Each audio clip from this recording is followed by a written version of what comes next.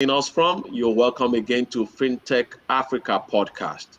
It's another edition today, and I'm pretty sure we're all going to have a wonderful time today. Without wasting much of our time, we'll go straight into the program of the day. The first thing I'm going to do is play the intro for the guest today. So enjoy yourself today, everybody. Joshua Ukit is the national president of National Association of Microfinance Banks in Nigeria. He is the current managing director of Alekan Microfinance Bank in Ogun State, Nigeria. He is a graduate of applied chemistry from the Federal Polytechnic Edo Ekiti, where he obtained his higher national diploma, HND, with distinction, and also has a master's in business administration, MBA, from Ondo State University.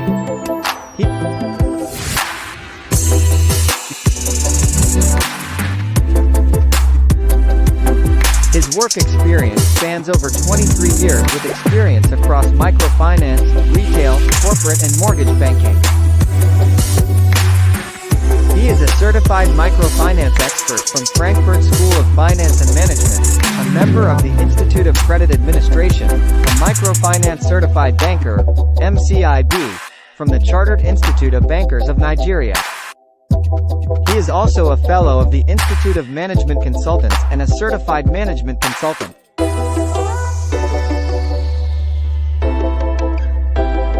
Joshua is an alumnus of the Coady International Institute, Street FX University, Antigonish, Canada, School of African Microfinance, SAM, Kenya and Lagos Business School. He is a consultant to Opportunity International, UK on education finance.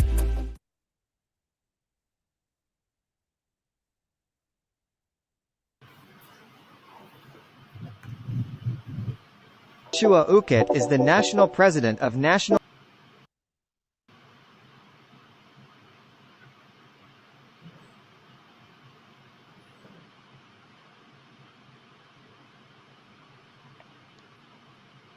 Over to you, Uche.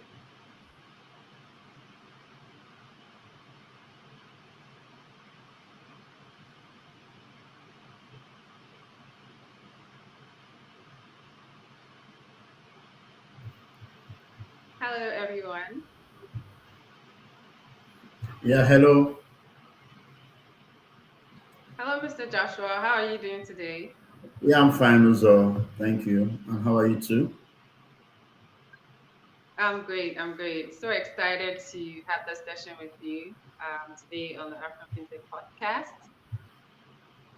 So we have just a couple of questions to ask to get to know you and how you're impacting the nationwide and also in the fintech sector. Can you provide background on the Association of Nigerian Microfinance Banks and its mission in the Nigerian financial landscape as a whole?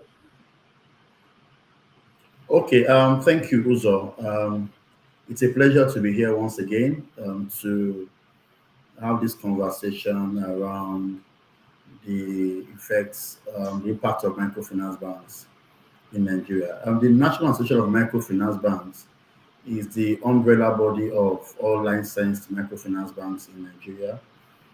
Currently, the association has over 700 microfinance banks as its members. That's deposit-taking licensed microfinance banks.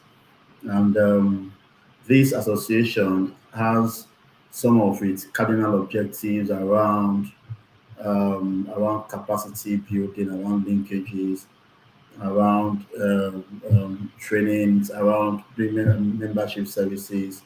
It's a way of bringing everybody under the within the microfinance ecosystem together to advocate and to ensure that our clients and other stakeholders, are well impacted with our businesses.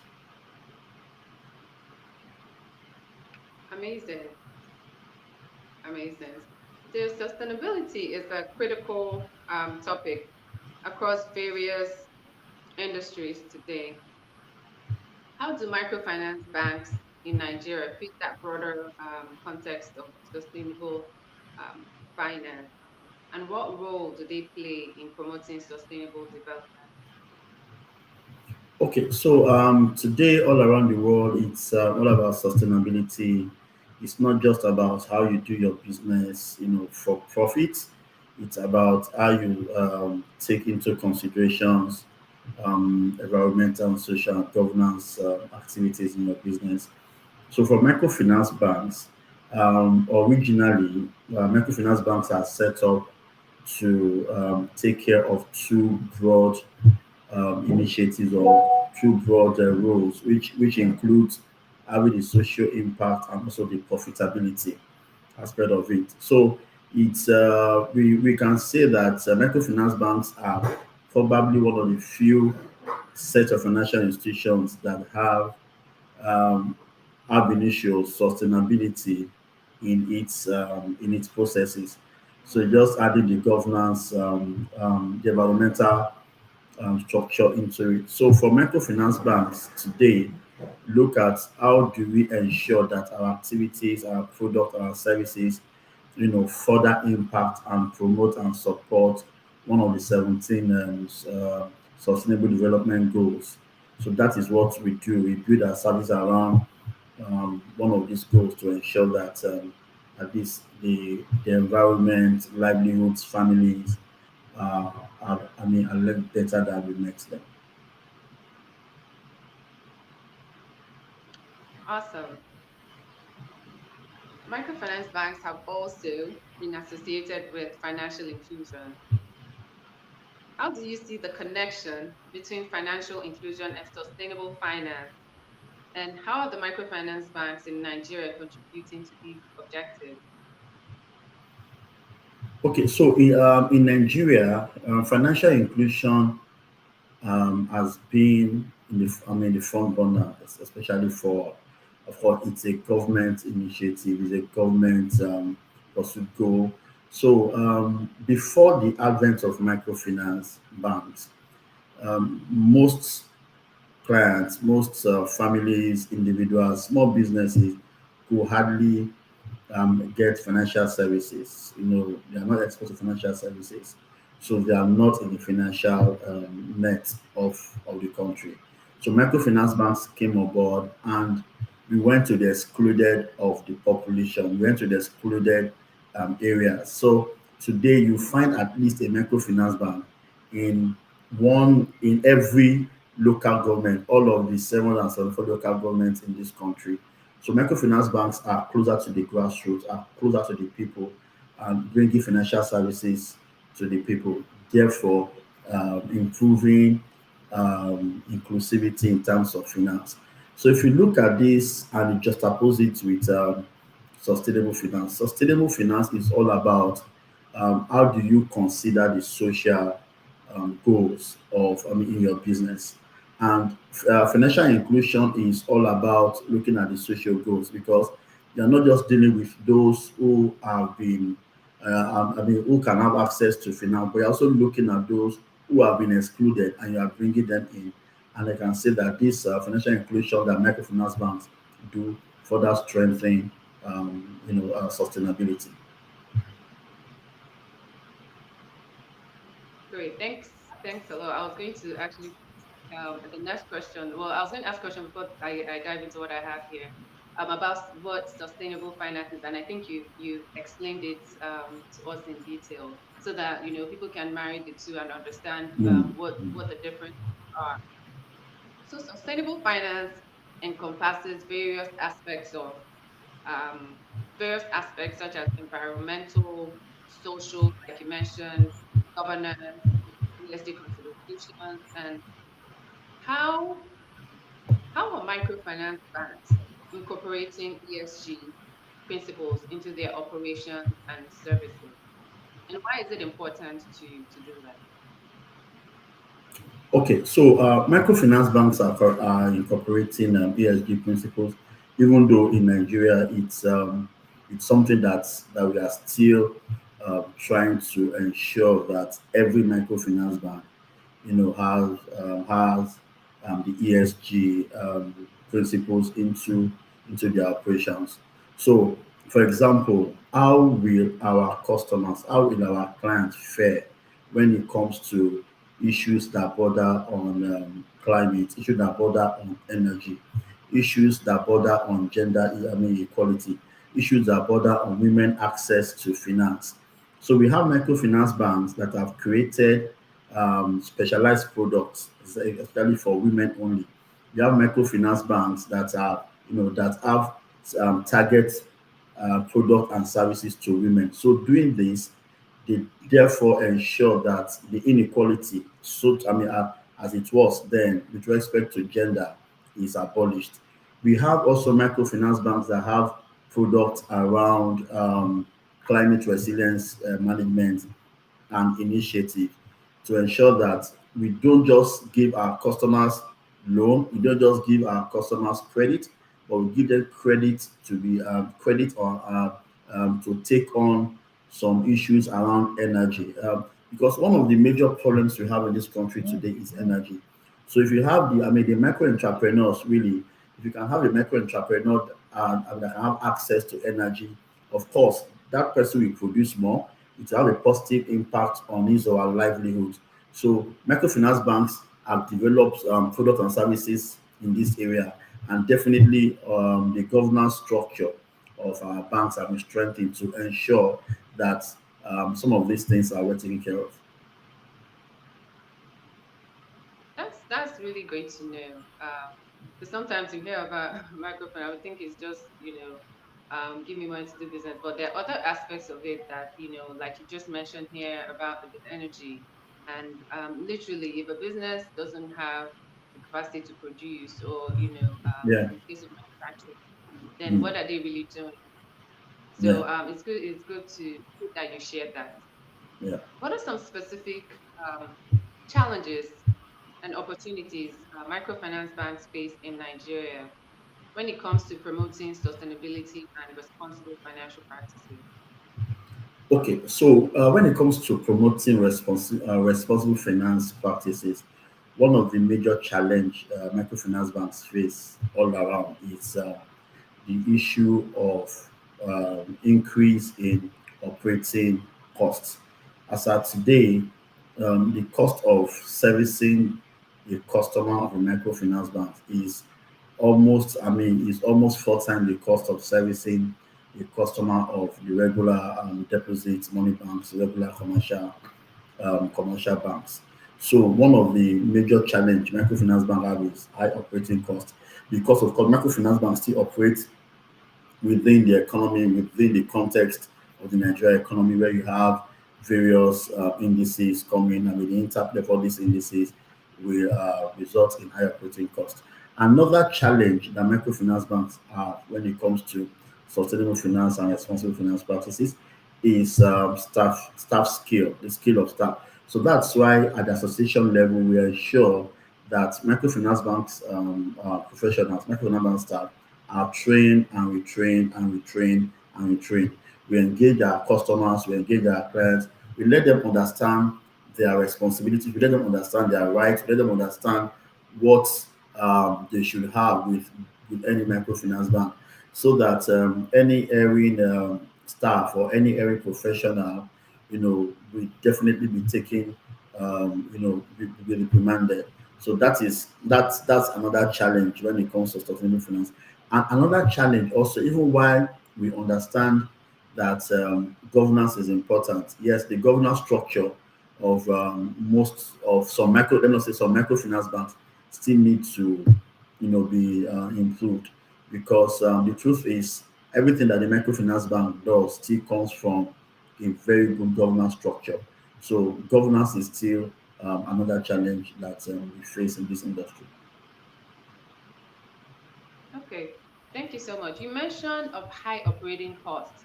So are there any interventions or initiatives that maybe your association provides in partnership with other associations or even with the government to reduce this operating cost for um, some of these microfinance?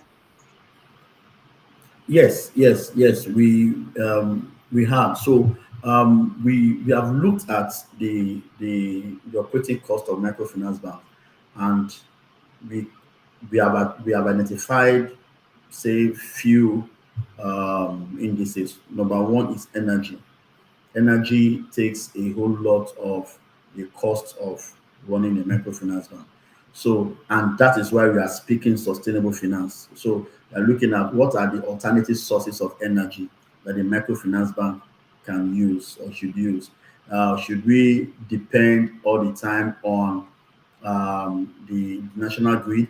You can't even go use diesel or PMS anymore because the cost is there. So microfinance banks have been advised to look at alternative sources of energy. So we're also partnering with providers of alternative sources of energy, like the solar, people that do solar, people that do other solar things, to see how we can take advantage of this. The other aspect of cost, again, a microfinance bank have is channels. The channels through which services and products are delivered to our customers. Those days, you will hear microfinance banks say, "Oh, okay, the CGAP model say that one staff should be able to manage at least 250 loan customers." But the truth is that Wow. 250 loan customers doing an average of how much? An average of, say, 50,000 naira. How much is that? There's no way you can pay one person to do that. So yeah, I mean, you can't even scale, you can't improve, you can't do, I mean, profitable.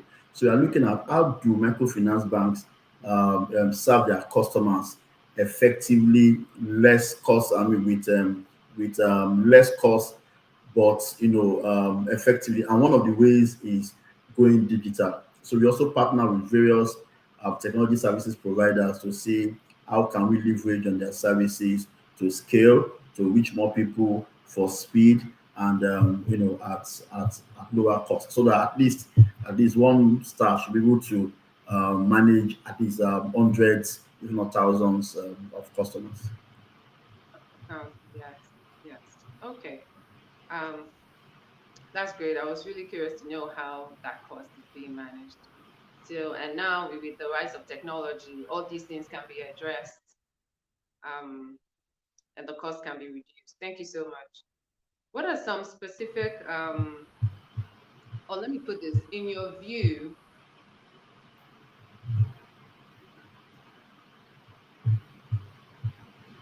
how has the role of microfinance banks evolved over the years, and what are some of the emerging trends in the industry that will be discussed at the conference? Okay, so the role of microfinance banks over the years, microfinance banks in Nigeria have evolved.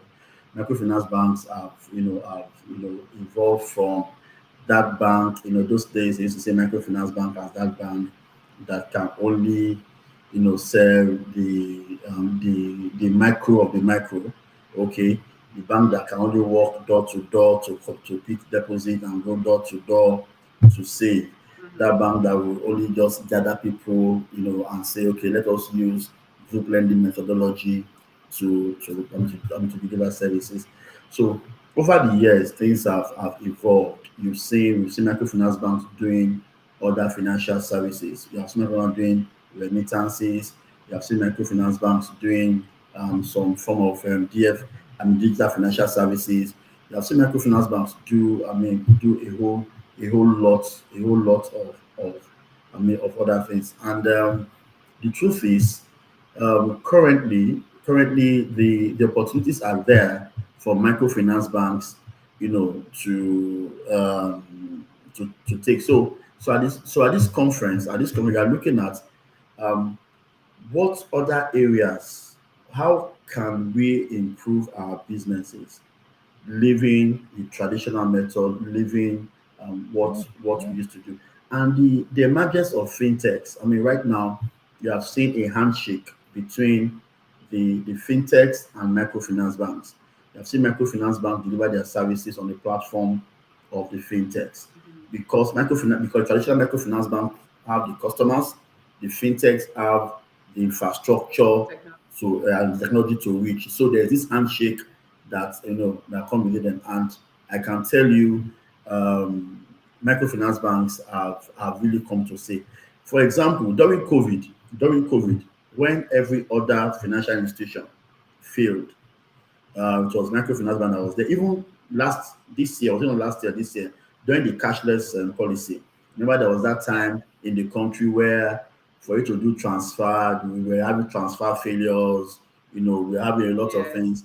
But there were one or two of our members who have handshake with fintech, and before you know, those ones, their services were top notch, and we could see clients move from the traditional banks to these hitherto unknown microfinance banks because of the platform that they're using. So it has evolved. It has evolved from those traditional days of going door to door now to having a full-fledged financial services provider. Amazing. So technology is playing a key role in this advancement. The Association of Nigerian Microfinance Banks plays a pivotal role in supporting and regulating the microfinance sector. How does the association envision its role um, evolving in the context of sustainable finance? Okay, so the association plays a key role, and like I said, one of the major role of the association is to ensure that the industry is well manned and well skilled. Now, in improving the skill of the professionals in the industry, the association ensures that knowledge is adequately shared.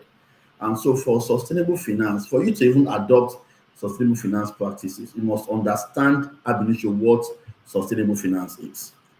So, one of the things we are doing is we are bringing our members to understand that look, this is what sustainable finance is. Sustainable finance is not just you doing your product, doing your banking, and all you do is okay, am I making profit? Am I not making profit? So, so the first thing is knowledge sharing. The second thing again is linkages. Okay, once you have the knowledge, how do you implement? Implementation will involve you linking with other players in the ecosystem. So the association tries to bring other players in the ecosystem together so that they can interrelate and they can interplay and they can take, and our members can take advantage of the various infrastructure and strength within the ecosystem. So all we do generally is to see how do we pass knowledge, how do we train our members, how do we link our members to what is happening, and how do we open our members to opportunities that are bound there. And also, one other thing we also do that we're striving to get to is to see that how can we within ourselves self-regulate our members so that the regulators, CBN, NDIC, and other regulators, we have it easy with us because when we self-regulate ourselves, then a lot of these smaller teething issues we will have taken care amongst ourselves, and then the industry is better for you. I agree. Okay, so what advice or insights can you offer to microfinance bank professionals, entrepreneurs, and stakeholders who are looking to align their operation with sustainable financial principles? Okay, so the truth is there an option? That's the question I've asked myself. I don't think there's an option. The truth is, if you look at the sustainable development goals, the 17 goals, for example, you have goals around quality education, around quality education.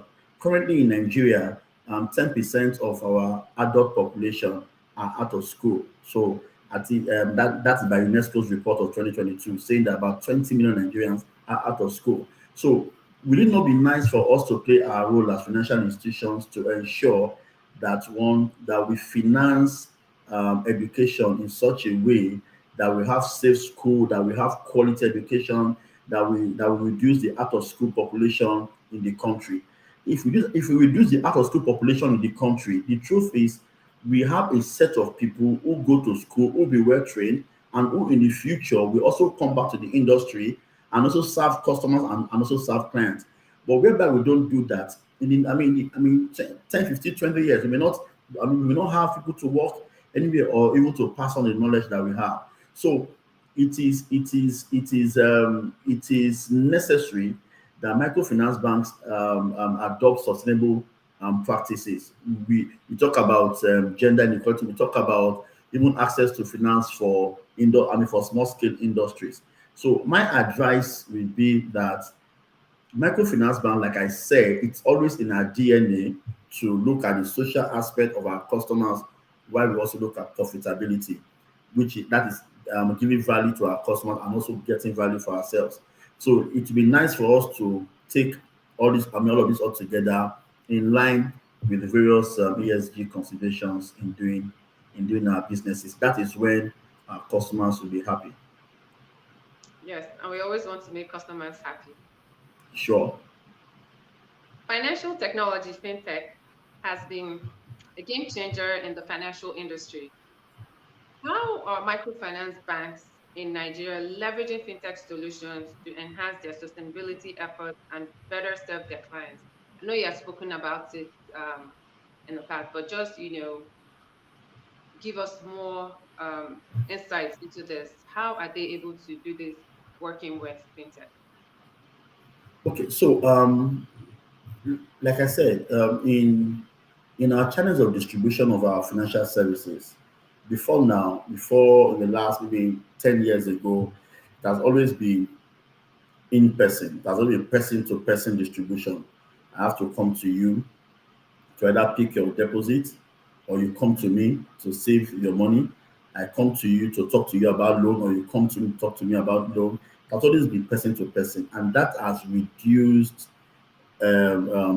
outreach. I mean, humans can only do as much as they could, and also that has also reduced our level of interaction. So, what microfinance banks have done now is to engage fintechs. Fintechs, probably not only in terms of speed or distribution, in terms of analyzing the behavior of our customers. So there are solutions there are solutions that microfinance banks have today that that they deploy to analyze, okay, what is the behavior of our customer, because the world is moving. Of course, the world has moved to doing getting finance based on your social behavior, based on your behavioral pattern. So because today, if you look at apps, there are some apps that you use them today on online for transfer. They will tell you, okay, what are you doing? Are you paying for school fees? Are you shopping? Are you doing this? Are you doing that? So there are solutions that analyze all of these things and say, oh, okay, Uzo in the last 6 months, she has spent 10% of what she has spent on buying books.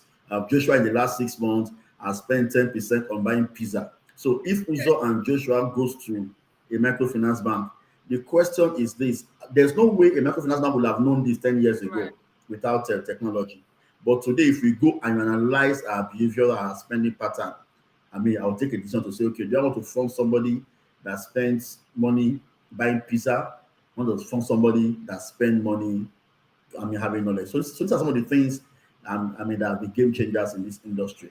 And I think microfinance banks are also, part of this. That's great. So now they're more personalized experience and tailored experiences for their customers. Yeah, And so they know whether to, oh, do I give this person a loan, or what kind of loan will best suit this customer? yeah, That's yeah, yeah. access to clean and affordable energy is a significant sustainability goal. Are there any initiatives or partnerships within the microfinance sector aimed at promoting access to clean energy for undeserved communities in Nigeria? Yes, Oh, sorry, yes, there are. underserved Yes, yes, underserved understand. communities in Nigeria. Yes, there are. The association has entered into partnerships with, and we do this on a regular basis. We review some of these things regularly. We have entered into partnerships with various companies or various institutions that provide affordable energy, that provide clean energy, that provide solutions for the undeserved. Because the people that we serve mainly are the micro entrepreneurs, and according to the report of I think is it the MBS report. It says that there are over 40 million micro entrepreneurs in this country. So people that will start micro entrepreneurs who need energy, like I said earlier in my opening remarks, to produce. So we understand that for us to remain relevant, for us to remain relevant to our customers, then therefore there must be a way to get them to be in business. Even those that are not using energy for business, the truth is this: um, livelihood. Households deserve to live in a comfortable place. So we have partnered with a couple of um, solar companies, with a couple of clean energy companies to say, okay, how do you, what can you do? Can you provide some of these things?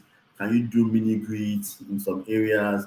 Can you do some little solar solutions in some areas? So that I know some microfinance banks that what they do is that when customers come to take loan, they introduce some of these solutions to them Okay. and they add it to what they are doing and they pay over time. Our customers may not have the financial cash flow to pay immediately, but they can pay well over time. And as they pay well over time, their businesses, move on. And even in their homes, you see them, happy.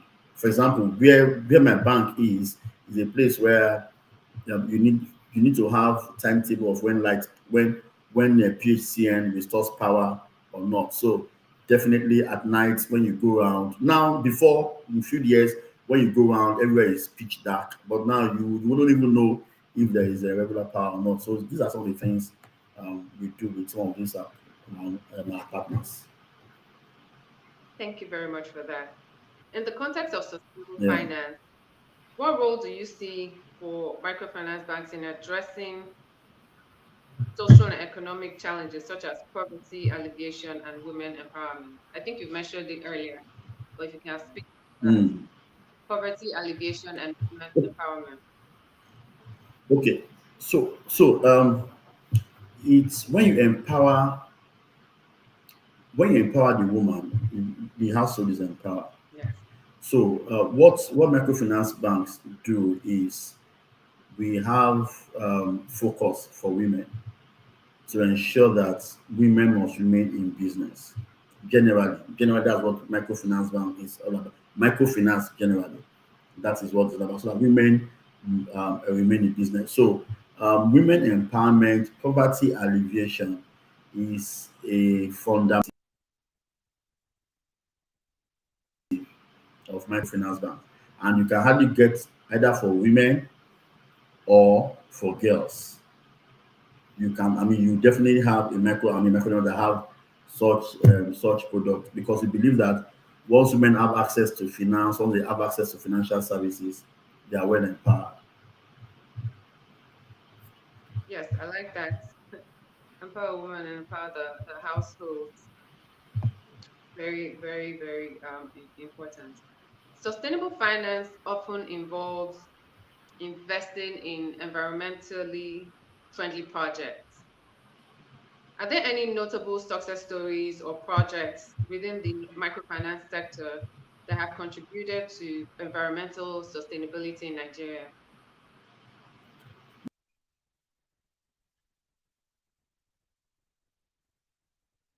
There are. Some years ago,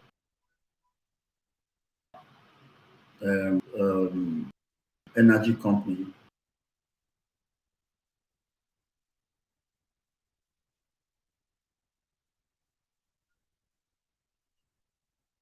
to distribute cooking. Some of these customers got this cooking gas and they paid Mhm. over time. It's it, it's called the it was then called the O Gas Initiative. That is that's a notable success story. And currently, I know we have some very notable green renewable energy companies that have partnered with our members in terms of distribution of renewable energy solutions. In various cities across the country. So these are some of the success stories that we have. We have a couple of one or two microfinance banks that have actually the funded mini grid in an in an underserved area, in an area where there are no power, where energy is almost absent. So we have the stories all around. Thank you. Thanks for sharing that success story. Microfinance banks often work closely with local communities. How can these institutions foster community engagement and partnerships to drive sustainable development in the regions they serve? Okay, so yes, like I said earlier, there's no local government to get to that you not find a microfinance bank. Microfinance now started from community banking. So we have the community banks who have now become microfinance bank. Upon the microfinance banking regulation that started in 2007. So usually microfinance bank work closely with the community because microfinance banks are the community banks, are the banks that the Yeah. community see as their own. It is Yes. in a microfinance bank that somebody will be bold, will be comfortable enough to come in shorts. Microfinance that somebody will be comfortable enough to come with their wrapper, bring their child, waiting to be served, so they see it as their own. This when it gets to the regular banks, probably because they see all of us regular banks all wear kitted up and suited up, they may not see us as they may not see as their, but microfinance bank they see as their own, and they are involved in everything that the microfinance banks do, right from hiring of staff, right from engaging the community, even from from setup, and even most of these communities are shareholders in this microfinance bank. Some rest constantly invest in this microfinance banks and they Right. get their dividends. So definitely, microfinance bank work closely with their immediate communities. So that is one thing that we have that is a strength to us, and that's why we are still growing. That's great. It's very, very important for them to engage in the communities that they're impacting.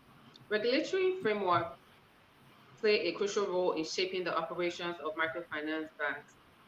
Can you share any insight into how regulatory bodies in Nigeria are supporting or encouraging sustainable practices within the microfinance sector? Okay, so this question you just asked is one of the reasons we decided to discuss sustainable finance at this conference. In 2012, the central bank, you know, brought out the sustainable banking policies for the regular development and regular deposit taking banks and DMBs, mortgage bank. But as of today, there is no sustainable banking policy for microfinance banks.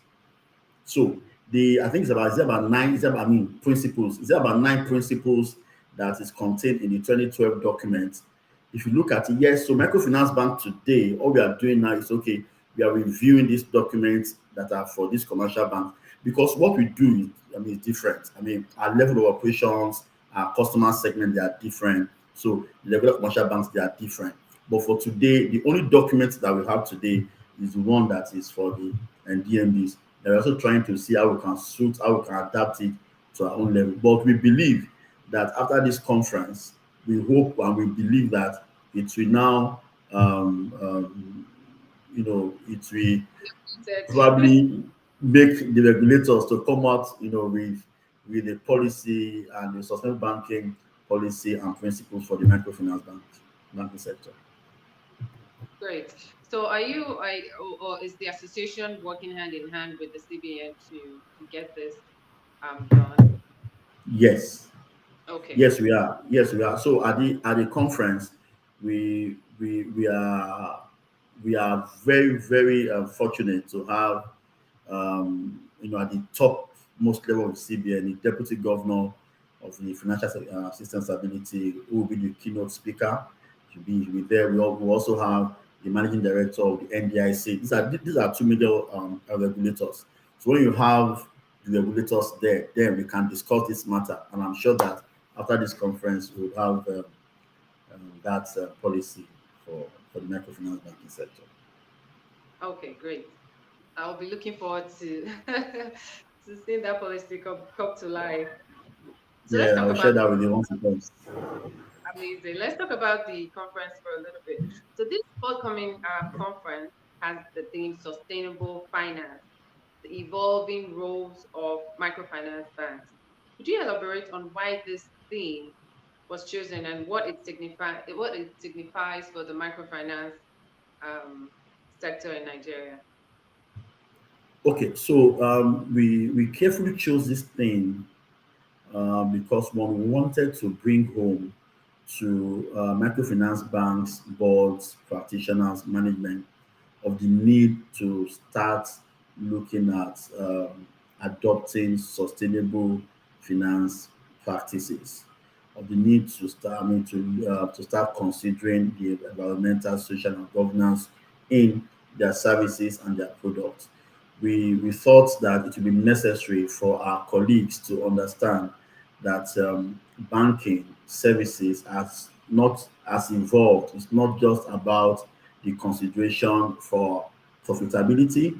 It's also about the consideration for the environment where you do your business, about the consideration for the people that you serve, the people that work with you, the people that that you interact with, and it's also about how your governance structure ties around all of these things. So that is the reason for this conference. And we believe that after this conference, the awareness would have been created. Microfinance banks will go back and review their processes, review their policies, review their product and services to see where they're lagging behind and where they need to moderate, to be able to ensure that sustainable banking practices, are involved in their operations, especially since we have our own roles to play in attaining at least the SDGs. Yes, yes. Can you share key objectives or goals for, I mean, I guess sustainable finance is part of it. Are there any other objectives or this is the sole objective? Okay, so the other objectives, like the byline for this, we say it is learning, networking, and leisure. So Okay. learning, that is learning. We have various topics. We have topics around. So we also have scheduled best practices. So we'll be listening to what happens in other clients. So we're having the director of we're having the director of supervision of the Bank of Uganda, who is just like director of the central bank office, talk to us about what does BOU, what does Bank of Uganda, how do they supervise their own microfinance institutions with respect to sustainable finance. We also be having people that will talk to us about how we can partner with how partnership with microfinance bank to achieve education. There's a particular microfinance bank called Edfin Microfinance Bank. They are the only specialized microfinance banks in Nigeria. And what Edfin does is all about education finance. So they just chose one of the SDGs to say, this is the area I want to focus in. This is what we do. And they have been doing it very well. So we want to see what options are available. Can microfinance banks, go into specialized services? Can we have, for example, I'm looking forward to a day where we can have a microfinance bank that will just be solely on green energy. That is all. Okay. That is all they do. But I don't know because you have to look at the model and say, do you have enough customer? But I think this can be done. So the conference will bring about. Then we have speakers that are coming from across Africa. Those who have flair and passion for sustainable finance. Then apart from learning, it's also a time for good to network because we are bringing practitioners, we are bringing regulators, we are bringing other players in the ecosystem to come. So I think it's a time to network, to be able to exchange ideas and exchange, the things we are doing. Then lastly, because people are always too busy looking at their P&L, POLs, we have said that, okay, let us take um, this program outside the conventional hustle and bustle, Lagos or Abuja. So we are bringing them to a place where once they enter, they will not be able to go out. So at least they can rest. So they can rest well, they have leisure, they can interact with nature, and at least for once, that at least there's life. Life is not just all about looking at Outside your of work. system and ensure, yes, yes. So those are the objectives of this conference. That's amazing. um, for those interested in attending the conference or getting involved with the Association of Nigerian Microfinance Bank, how can they find more information and participate in this important event? Okay, thank you, Uzo. Well, let me say, unfortunately, physical attendance participation has closed. Okay. I would say that probably when the team was planning for this conference, November last year, just plan for something small, not more than 100 people to come to sit and talk about it. But over time, we have exceeded the facility that we want to use. But people can still join. I mean, all over the world, you can join on using the virtual platform. It will be Okay. streamed live to our virtual audience. And for other information, our website is there to you give further information about the conference and also about the association. Because after this conference, what we excuse me, what we want to ensure is that the association keeps engaging with every stakeholder in the microfinance banking sector, every stakeholder in the sustainable finance sector, so that we can link them with our members and we can further our businesses. That's great. Please, what share your website with our audience. Okay, the website is www.namnigeria.org. Okay, probably maybe I should just chat it here. I will just so I will just bring here. Mm, Okay. Thank you. Thank you yeah. so much. namnigeria.org. So you Yes. can visit that to find out more about the conference and register for the virtual sessions and also find out more about um, the association if you would like to join. Yes. Thank you Yeah. so much. Thank you so much. Thank you. With most of the questions on this, you answered them, and we're so excited to see, especially waiting for the sustainable policy that the CBN will roll out in the Yes. coming. Yes. Hopefully, it doesn't Yes. take too long. Yeah. Yeah. How long Yeah. do you I think it hope will take? Maybe 1 year, 6 months, 3 months? Okay, so with the current leadership, I'm sure in a couple of months after today, because it's also in the front burner. It's something they're excited to see. So Oh, so I'm nice. sure we'll Yes. have it. Maybe latest maybe 6 months or so. We should have it out. Great. Great. Yeah. Awesome. Thank you so much. Thank you, And Uzo. try and join Yeah. the conference online. Yeah. But where is Welcome this to Denver. really, nice and closed venue for the conference? Yeah. So we call it a retreat. So you come Retreat. there. Okay. If you come there, you come with your car. Your car is parked. You can't go out. You are Can't go there for out. the 3 days. You are there for the three That's days. So you nice. have games. We have games. We have nights and networking at night. We have a lot of things. So you enjoy yourself. Then you go back Okay. refreshed. Yeah. Awesome. Thank you very much. Thank you very Thank much. you, Zo. Yeah, it's nice engaging with you.